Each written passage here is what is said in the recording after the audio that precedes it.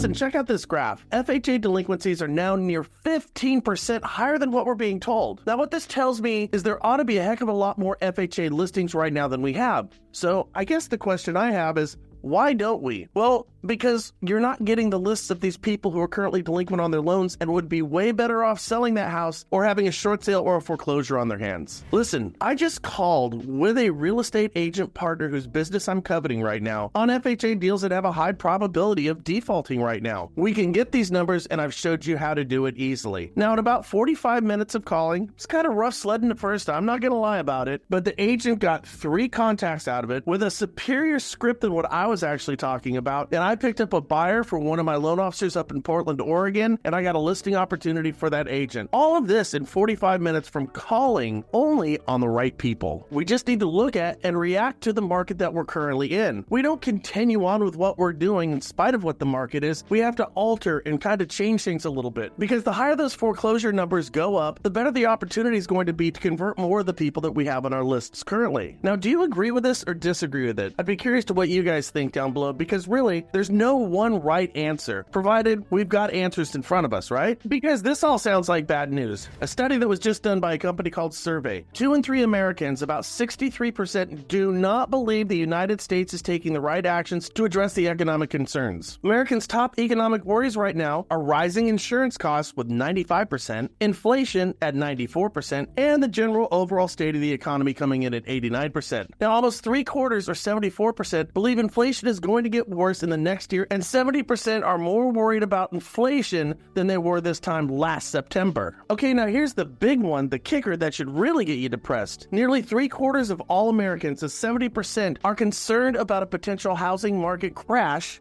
this year in 2025, and 1 in 3 or 32% are worried that they're not going to be able to afford their housing payments as a result of the 2025 economic climate. In other words, everything sounds negative, doesn't it? Now, are people concerned about housing prices? Of course. Are they concerned about inflation? Are they concerned about the economy? Are they concerned about their payment? Are they concerned about their rate? And the answer is yes, emphatically yes to all of these points. But you see, these are simply the symptoms of the bigger overall problems. People are concerned about security, their own security. Now, you see, when you start talking to people about interest-only loans, maybe seller buy-downs, because you can get those today, maybe a 5, 7, or 10-year fixed term, adjustable rates or 2-1 ARMs, all of these will lower the payments of folks, bring down those inflationary numbers, some of the costs, and we know interest rates are going to continue to come down by about 0.5%. This is according to most economists what they believe. We could start to position ourselves to sell security. Chris Fox spoke about this in his book, Never Split the Difference. A locksmith isn't selling a lock, a locksmith is selling security.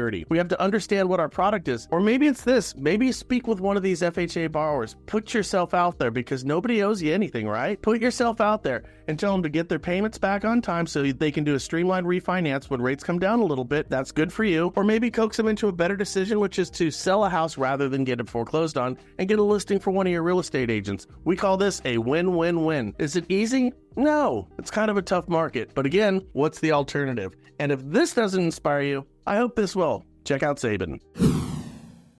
Okay, y'all ready for a lecture? Talk about the importance of nothing. You get up every day, you're entitled to nothing. Nobody owes you nothing. You could have talent, but if you don't have discipline and you don't execute, you don't focus, what do you get? Nothing.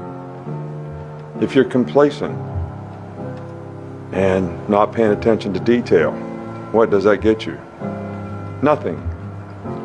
So, nothing is acceptable but your best.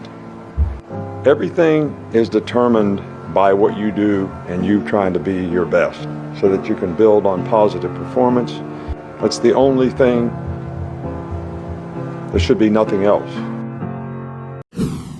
Hey guys, Brian Stevens here with Mortgage Shots. Listen, if you want to get better analytics on your realtors, loan officers, cell phones, social sites, everything, go check out RETR. RETR is better. Fill out the information down below and start building your business.